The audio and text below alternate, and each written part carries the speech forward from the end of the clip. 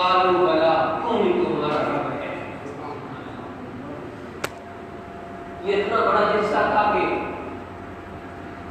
اس سے بڑھ کر اور کوئی جلسہ نہیں ہو سکتا۔ دنیا کی تمام روحیں یہاں پہ جمع تھی اور اللہ نے ان روحوں سے پوچھا کہ میں تمہارا رب نہیں ہوں؟ سب نے عرض کی تمہارا رب ہے۔ دنیا میں آ کر کوئی آگ کی پوجا کرنے لگا، کوئی پانی کی پوجا کرنے لگا، کوئی سانپ کی پوجا کرنے لگا، کوئی گائے کی پوجا کرنے لگا، کوئی چاند کی، کوئی سورج کی، ہر کوئی اپنا اپنا خدا بنا کر، کوئی مورتیوں کو خدا بنا کر بیٹھ گیا۔ اس وقت سب نے کہا تھا کہ تو ہمارا رب ہے، اور جب قیامت کے دن پھر اللہ اٹھائے گا تو پھر بھی کہیں گے تو ہمارا رب ہے، لیکن اس وقت نہیں بنی جائے گی، اس وقت نہیں بنی جائے گی۔ پھر دوسرا حصہ میرے اللہ نے انعقاد کیا، اور وہ جلسہ جو تھا وہ صرف 5 روحوں کو جمع کیا گیا۔ انبیاء علیہ السلام کی روحوں کو صرف جمع کیا گیا، اور اللہ نے فرمایا کہ میں تمہیں دنیا میں نبوت و رسالت دے کر بھیجوں، پھر میرا محبوب آ جائے تو تم اس کی تصدیق بھی کرو گے، اس کی غلامی بھی اختیار کرو گے۔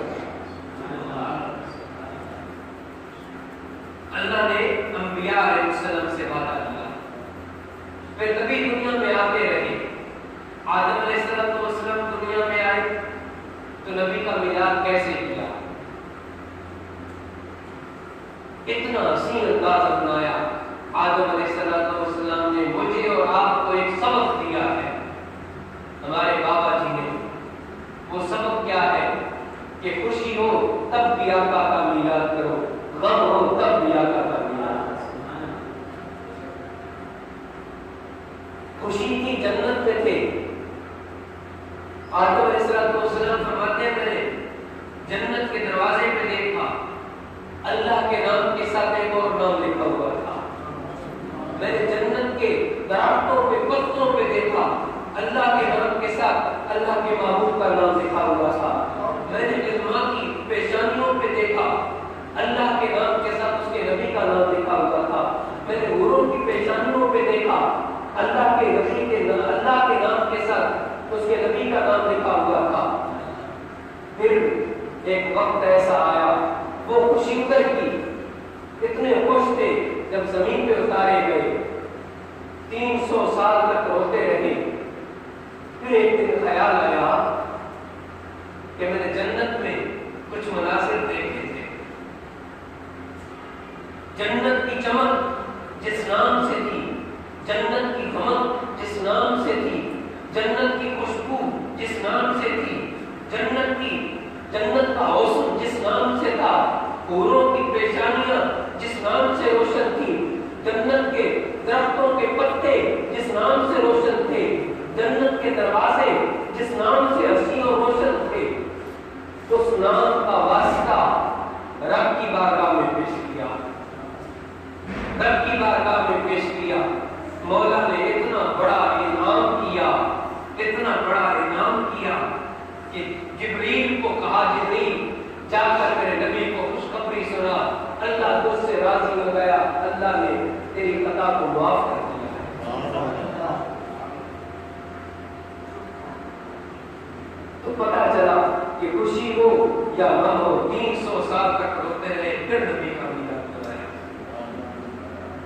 اور جب نبی کا میلاد منایا تو اللہ اتنا خوش ہوا، جبریل کو بھیج کے خوشخبری دی، اے جبریل جا میرے بندے کو، میرے خلیفہ کو یہ خوشخبری سنا دے کہ اللہ تجھ پہ راضی ہو گیا، تیری خطا کو معاف کر دیا۔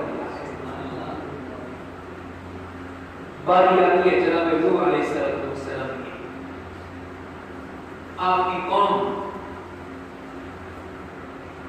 جب آپ سے بے وفائی کرنے لگی، آپ کے جو حکم تھے ان کو پامال کرنے لگی، اللہ کی جو حدود تھیں ان کو توڑنا شروع کیا، تو اللہ رب العالمین نے فرمایا، اے میرے نبی، اب جو میرے بندے ہیں باغی ہو چکے ہیں، تجھے میں خبر دیتا ہوں کہ میں بہت بڑا عذاب بھیجنے والا ہوں۔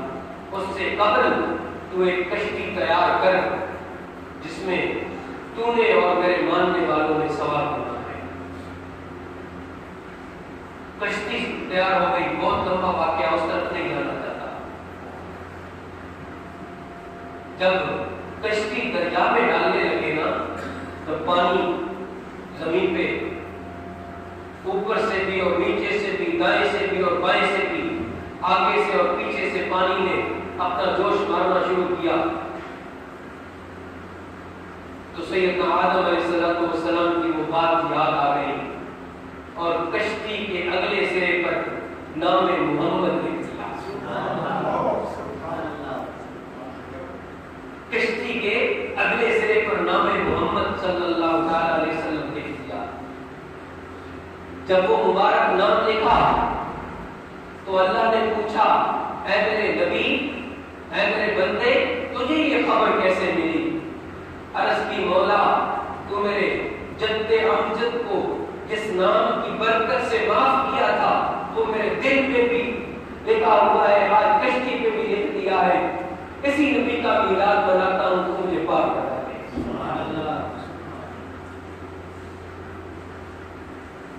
میں نے عرض کیا نا، خوشی ہو یا غم ہو، حضور کا میلاد مناؤ۔ یہ ایسا عمل ہے، یہ ایسی برکت والی، رحمت والی گھڑیاں انسان کو مل جاتی ہے کہ دنیا میں اس سے بڑی برکت والی اور کوئی چیز نہیں ہے۔ آپ نظر اٹھا کر دیکھ لیں، رمضان شریف کتنی برکتوں والا ہے، لیکن ملا کس کی وجہ سے ہے؟ آقا جی کی آمد کی وجہ سے ملا ہے۔ قرآن کتنی عظمتوں کا مالک ہے، ایک لفظ پڑھا جائے تو اللہ 10 نیکیاں عطا فرماتے ہیں۔ پھر اتنی بڑی اللہ نے کتابیں خدا ہمیں عطا فرما دی، کس کی وجہ سے ملی ہے؟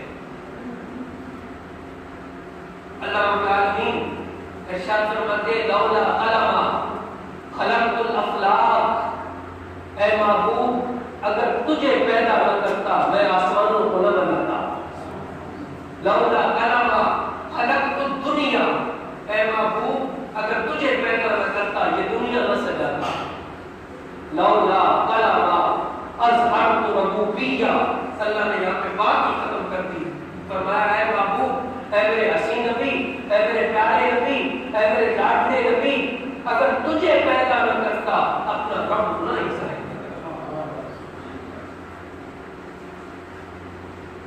اس محبوب کی ولادت جناب عیسیٰ علیہ السلام نے بتائی۔ میں آج جب ذکر جمیل شریف پڑھ رہا تھا، حضور کے غلاموں نے تو حضور کا میلاد ایسے منایا کہ کوئی بھی نہیں منا سکتا، لیکن جناب عیسیٰ اللہ نے جو میلاد منایا، اللہ کے نبی کی ولادت بغیر باپ کے ہوتی ہے۔ ان کی والدہ ماجدہ حضرت بی بی مریم سلام اللہ علیہا کثیرا کثیرا، آپ کی ولادت کے بعد بچپنے میں ہی اللہ کا نبی آپ کی پرورش شروع کرتا ہے، اور پرورش کہاں پہ ہوتی ہے؟ اللہ کے گھر میں ہوتی ہے۔ کتنی خوش نصیب وہ اماں جی ہے کہ پروان چڑھ رہی ہے اللہ کے گھر میں۔ اللہ کے نبی آتے ہیں، عجیب منظر دیکھتے ہیں، دیکھا کہ آپ کے پاس وہ پھل پڑے جو موسم کے نہیں ہیں، بے موسم پھل تر و تازہ پڑے ہیں۔ جب بھی آتے ہیں آپ کے کمرے سے خوشبو کے ہلے آتے ہیں۔ اللہ کے نبی آ کے پوچھتے ہیں، بیٹی یہ تر و تازہ پھل تجھے کہاں سے ملتے ہیں؟ عرض کرتی ہیں اللہ دیتا ہے۔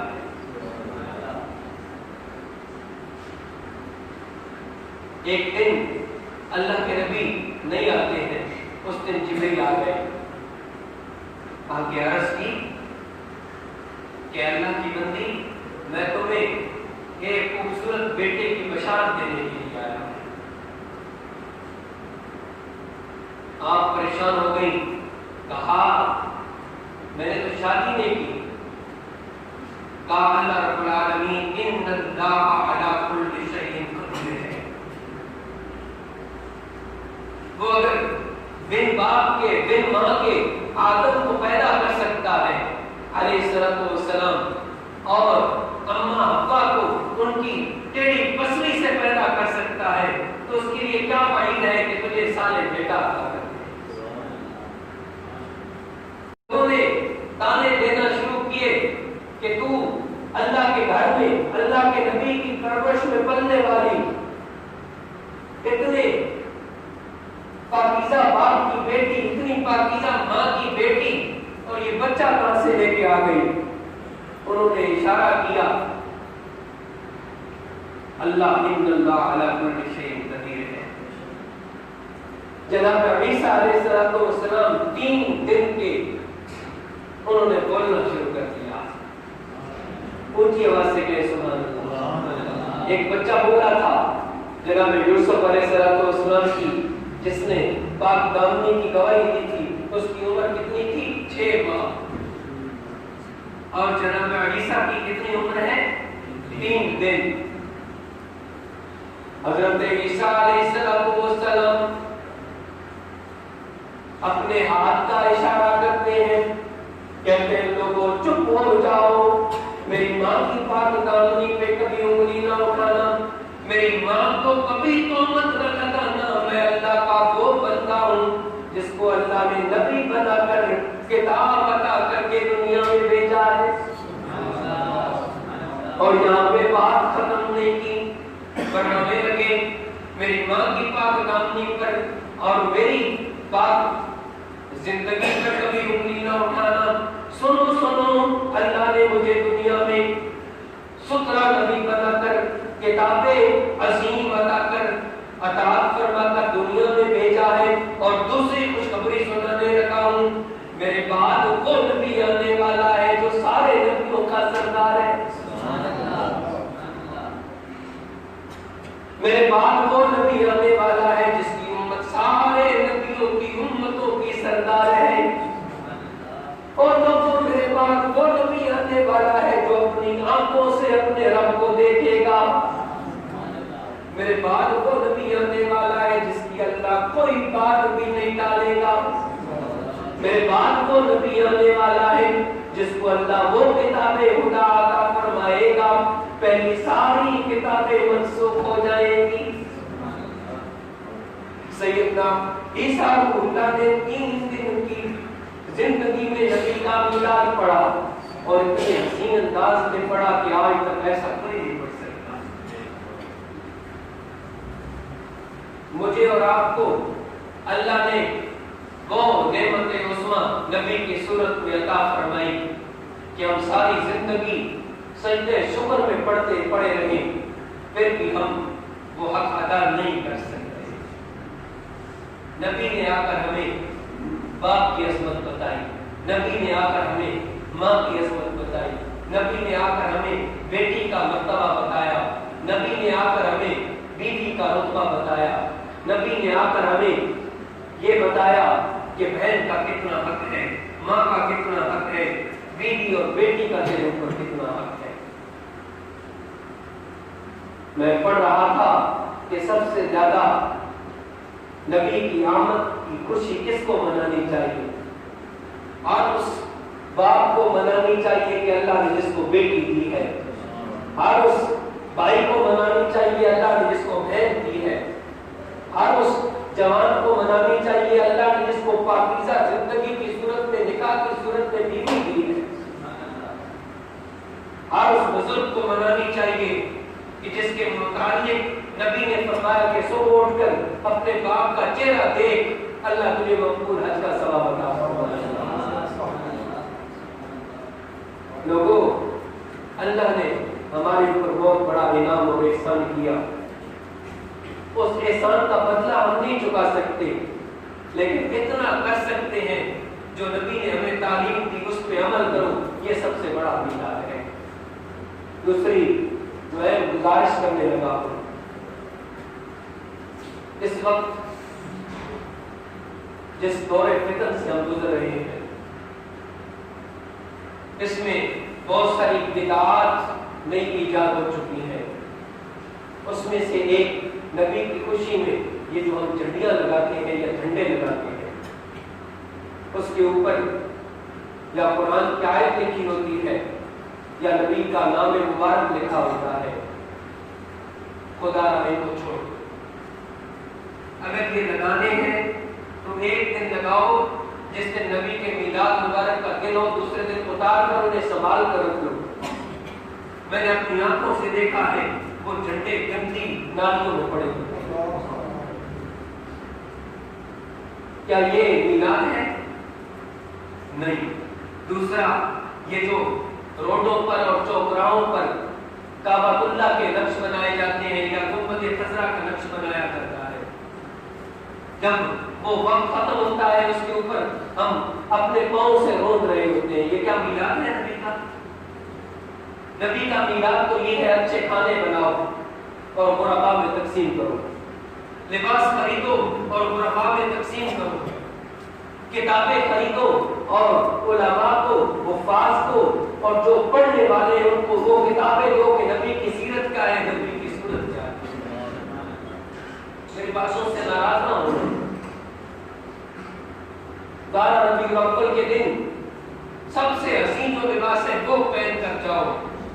जो नाराज है अपने बराती के उनको जाकर मनाओ, खुशबू लगाओ, सब कुछ करो, लेकिन ये चीजें छोड़ दो जो सरासर जुल्म है। अल्लाह के कुरान की आयत लिखी होती है या नबी का नाम लिखा होता है, और वो ये है कि घर में अच्छा खाना बनाओ, अपने बच्चों को बिठाकर हुजूर की सीरत का कोई भी एक वाक़या सुनाकर दुआ करके खुद खा लो, वरना तो ये सबसे बड़ा हुजूर का दिया है। अगले जुमा शरीफ को अगर जिंदगी ने वफा की तो हमारी इस मरकजी जामा मस्जिद में मीलाद शरीफ के सिलसिला में लंगर का एहतमाम जो महाना होता है उसमें आप अपना हिस्सा भी शामिल करिएगा और आपको दावत भी दीजिएगा। मैंने पहले तो कभी नहीं कहा, ये आने वाला जुमा आप सब ने 12:30 बजे यहाँ पहुँचना है। मैं कोशिश कर रहा हूँ कि हुजूर के अजीम सना खान से वक़्त दूँ, अगर उन्होंने वक़्त दिया तो इंशाअल्लाह वो 12:30 बजे आज़ान के फौरन बाद तिलावत और साथ ही वो नात शरीफ शुरू करेंगे। आप अपना कीमती वक़्त निकाल कर जरूर तशरीफ लाइएगा। हुजूर के मीलाद का सदका अल्लाह हम सब